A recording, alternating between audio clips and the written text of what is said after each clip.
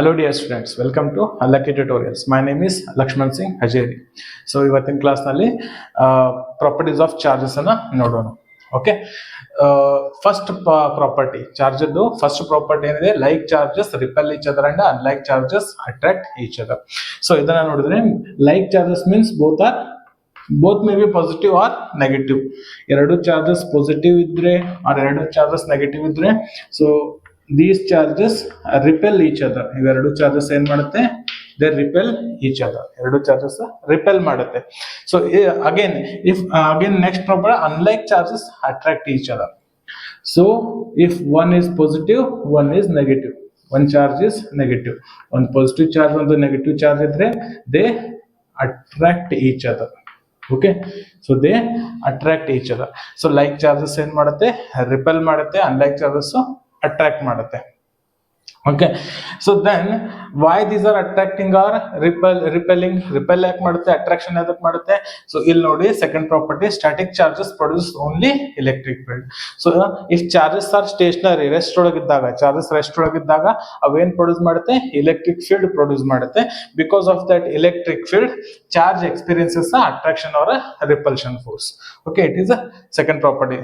Static charge produces only electric field. Third property, charge moving with a constant velocity. Okay, ಈಗ charge constant velocity motion ಆದ್ರೆ, okay, it produces both electric field and also magnetic field. Charges constant velocity motion ಆದ್ರೆ, so it produces both electric field and also magnetic field. So fourth property, charge moving with variable speed. Okay, so constant speed ಅಲ್ಲ, ಈಗ variable speed charges motion ಆದ್ರೆ, so it produces electric field produce ಮಾಡುತ್ತೆ. Next variable magnetic field. Okay, variable magnetic field and also electromagnetic waves ಅನ್ನ produce ಮಾಡುತ್ತೆ. So these are the 4 properties. Okay, ಇನ್ನೂ properties ಇದೆ, so next part ಅಲ್ಲಿ ನೋಡೋಣ. Fifth property. Okay, fifth property of the charge. So fifth property ಏನಿದೆ, charges are additive in nature. So ನಮಗೆಲ್ಲ ಗೊತ್ತು, we know charge is the scalar quantity. So scalar means only magnitude but no direction. So charges ಏನಿರುತ್ತೆ, magnitude ಇರುತ್ತೆ, again there is a symbol, plus or minus symbol ಇರುತ್ತೆ. So that's why we can add the charges. For example, if there is a body, ಇಲ್ಲೊಂದು body ಇದೆ, consider a body. So there are charges present. Q1 charge is present, again minus Q2 charge, Q3 charge. So there are 3 charges present on this body. So what is the net charge? ಈ body ಮೇಲೆ net charge ಎಷ್ಟಿರುತ್ತೆ? So net charge Q is equal to, so ನಾವೇನ್ ಮಾಡಬಹುದು, with symbol all the magnitudes ನ add ಮಾಡಬೇಡಿ. So that means it is Q1, Q2 ಏನಿದೆ minus Q2 plus Q3. Okay, like this we can add the charges. Okay, so ಇನ್ನೊಂದು example ತಗೊಂಡ್ರೆ, so if there is a body, so ಇದ್ರ ಮೇಲೆ ಎಷ್ಟಿದೆ, 1 coulomb charge ಇದೆ. let me consider 1 coulomb charge minus 2 coulomb charge plus 3 coulomb charge. Okay, what is the net charge on this body ಅಂದ್ರೆ ಹೇಗೆ calculate ಮಾಡ್ತೀರಾ? It is net charge is nothing but 1 minus 2 plus 3 ಅಂತ calculate ಮಾಡ್ಬೋದು. So it will become ಏನು ಎಷ್ಟಾಗುತ್ತೆ ನೋಡಿದ, plus 1 minus 2, it is minus 1 plus 3, it is 2. So net charge is 2 coulomb. Net charge on this body is 2 coulomb. Okay, so this is the additive nature of the charge. Okay, sixth property, charge is quantized. What is this charge is quantized? So each for example, so I am charging a body. Okay, so I can charge the body by giving the electron or by taking the electron from that body.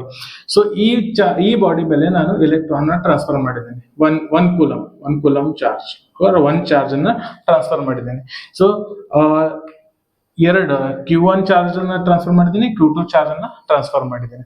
Okay, ಈ body ಮೇಲೆ ಈಗ total charge ಎಷ್ಟಿದೆ, Q is Q1 plus Q2 charge present on this body. What is this Q1? This Q1 is a fundamental charge or a basic charge. Okay, so that's why quantization means charge on the body is an integral multiple of a fundamental charge. Okay, ಈಗ ನಾ Q1 Q2 ನ ಏನು supply ಮಾಡಿದ್ದೀನಿ, it is the fundamental or basic charge. Okay, ಈ basic charge ನ value ಎಷ್ಟಿದೆ? It is E is equal to 1.6 into 10⁻⁻19 coulomb.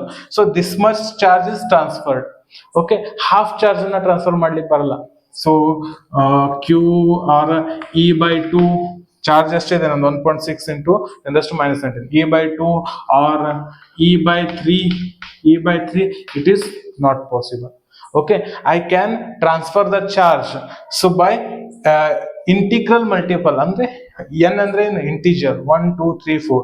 So integers ನ multiplication ಮಾಡಬಹುದು. So that means I can transfer 1 electron ನ transfer ಮಾಡಬಹುದು, R 2 electron ನ transfer ಮಾಡಬಹುದು, R 3 electron ನ ಟ್ರಾನ್ಸ್ಫರ್ ಮಾಡಬಹುದು. Again, if I want to take the electron, I can take 1 electron, I can take 2 electron, I can take 3 electron, not half electron. So this property is called quantization. Okay, charge on the body is an integral multiple of a fundamental charge. So it is given by Q is equal to plus or minus NE. Okay, so plus or minus n means integers 1 2 3 4 so on. E means fundamental or basic charge. This is 1.6 into 10⁻⁻19 coulomb. Seventh property. Okay, seventh property ಏನಿದೆ? Charge is always conserved. So conservation of charge it is. In this conservation, what is conservation? We cannot create charge or we cannot destroy the charge. Okay, so nodi adu for example, so let me consider a glass rod and a silk cloth. Okay, ಇದೊಂದು glass rod ಇದೆ, ಇಲ್ಲಿ silk cloth ಇದೆ. So ಇವು ಎರಡನ್ನು rub ಮಾಡಿದಾಗ, so glass rod ಜೊತೆ silk cloth ನ rub ಮಾಡಿದ್ರೆ, ಸೊ ಗ್ಲಾಸ್ ರಾಡ್ ಅಲ್ಲಿರೋ ಎಲೆಕ್ಟ್ರಾನ್ಸ್ ಏನಾಗುತ್ತೆ? ಸೊ ಕ್ಲಾತ್ ಮೇಲೆ ಟ್ರಾನ್ಸ್ಫರ್ ಆಗುತ್ತೆ. Okay, again because glass rod electrons ನ ಲೂಸ್ ಮಾಡಿದೆ, ಸೊ ಗ್ಲಾಸ್ ರಾಡ್ ಏನಾಗುತ್ತೆ? positively charged and silk cloth is negatively charged here. Okay, ಇವೆರಡನ್ನ ರಬ್ ಮಾಡಿದ್ರೆ ಸೊ ಗ್ಲಾಸ್ ರಾಡ್ ಏನಾಗುತ್ತೆ? Positively charge, silk cloth negatively charge ಆಗುತ್ತೆ. So that means ನಾವು glass rod ಇಂದ ಏನ್ ಮಾಡ್ತಾ ಇದ್ದೀವಿ? ಎಲೆಕ್ಟ್ರಾನ್ ನ ಟ್ರಾನ್ಸ್ಫರ್ ಮಾಡ್ತಾ ಇದ್ದೀವಿ to electron is transferred from the glass rod to silk cloth.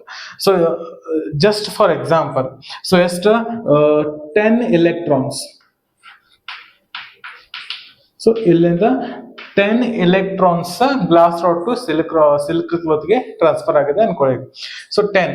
So ನೋಡ್ರಿ, ಇನಿಷಿಯಲಿ ಗ್ಲಾಸ್ ರಾಡ್ ಅಲ್ಲಿ ನೆಟ್ ಚಾರ್ಜ್ ಎಷ್ಟಿತ್ತು? Net charge is 0 because number we know atoms ಒಳಗೆ ಏನಿರುತ್ತೆ? Number of protons equal to number of electrons. Protons positive charge, electrons negatively charge. ಎರಡು same amount ಅಲ್ಲಿ ಇರೋದ್ರಿಂದ ಒಂದಕ್ಕೊಂದು cancel ಮಾಡಿ, ಸೊ ಗ್ಲಾಸ್ ರಾಡ್ ಏನಿರುತ್ತೆ? ಇಟ್ ಇಸ್ ಅ ನ್ಯೂಟ್ರಲ್ ಅಲ್ಲ, ಅದರ ಮೇಲೆ ಚಾರ್ಜ್ ಇರಲ್ಲ ಇನಿಷಿಯಲಿ. ಸೊ ರಬ್ ಮಾಡಿದ ಕೂಡ ಎಲೆಕ್ಟ್ರಾನ್ಸ್ ಏನಾದಲ್ಲಿ ಟ್ರಾನ್ಸ್ಫರ್ ಆದ. Okay, electrons transfer from glass rod to silk cloth. Because of a transfer of electrons, glass ಏನಾಗುತ್ತೆ? electrons but negatively charged transfer ಆಯ್ತು ಅಂದ್ರೆ, ಸೊ ಗ್ಲಾಸ್ ರಾಡ್ ಏನಾಯ್ತು? ಈಗ ಪಾಸಿಟಿವ್ಲಿ ಚಾರ್ಜ್ ಆಯ್ತು. So electrons transfer ಎಲ್ಲಾಯ್ತು? Silk cloth ಏನ್ ಮಾಡ್ತು? Electrons gain ಮಾಡ್ತು. So that silk cloth becomes negatively charged. Okay, but whole system ನ ಕನ್ಸಿಡರ್ ಮಾಡಿದ್ರೆ, again this rod and this silk cloth, if I consider it as a one system, one whole system ಅಂತ consider ಮಾಡಿದ್ರೆ, ಇನ್ನು net charge in this system ಎಷ್ಟಿದೆ? So it is 0. Net charge ಎಷ್ಟಿದೆ? 0 because 10 electron transfer ಆಗಿದೆ ಇಲ್ಲಿ. So again ಇಲ್ಲಿ ಏನಾಗಿದೆ? 10 electron transfer ಆಯ್ತು, ಇದು negatively charged, it is positively charge. ಈ ಸಿಸ್ಟಮ್ ಅಲ್ಲಿ ಚಾರ್ಜಸ್ ಏನಾಗಿದೆ? ಚಾರ್ಜಸ್ ಆಡ್ ಆಗಿಲ್ಲ, ರಿಮೂವ್ ಆಗಿಲ್ಲ. ಈ 10 electrons ಇಲ್ಲೇ ಇದೆ, ಇಲ್ಲಿಂದ ಇಲ್ಲಿ ಟ್ರಾನ್ಸ್ಫರ್ ಆಯ್ತು, ಬಟ್ ಹೋಲ್ ಸಿಸ್ಟಮ್ ಅಲ್ಲಿ ನಂಬರ್ ಆಫ್ ಚಾರ್ಜಸ್ ಎಷ್ಟಿದೆ? Same. Okay, so that charge is always conserved. So charge is not created nor be destroyed. So charge is conserved. So system ಅಲ್ಲಿ number of charges remains same. So next eighth property, charge is invariant. So charge is invariant means ಏನು?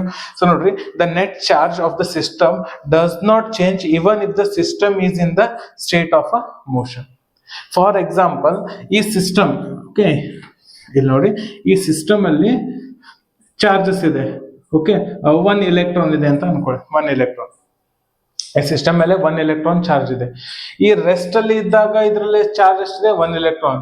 If the system is moving, okay, ಆ system ನಾವು motion ಅಲ್ಲಿ motion ಮಾಡಿದ್ರೆ system is motion with velocity v. Okay, initial ಇದ್ರ velocity ಎಷ್ಟಿತ್ತು? 0. Rest ಒಳಗಿದ್ದಾಗ ಅದ್ರೊಳಗೆ charge ಎಷ್ಟಿತ್ತು? 1 electron. Motion ಒಳಗಿದ್ದಾಗ ಅದ್ರೊಳಗೆ ಚಾರ್ಜ್ ಎಷ್ಟಿರುತ್ತೆ? 1 electron. 1 electron means it is 1.6 into 10⁻⁻19 coulomb. So rest ಒಳಗಿದ್ದಾಗೂ ಚಾರ್ಜ್ ಅಷ್ಟೇ ಇತ್ತು, ಮೋಷನ್ ಒಳಗಿದ್ದಾಗೂ ಚಾರ್ಜ್ ಸೇಮ್ ಇರುತ್ತೆ. ಸೊ ಮೋಷನ್ ಅಲ್ಲಿ ಇರೋದ್ರಿಂದ ಚಾರ್ಜ್ ಅಲ್ಲಿ ಏನು ವೇರಿಯೇಷನ್ ಆಗೋದಿಲ್ಲ. So that property is called charge is invariant. Okay.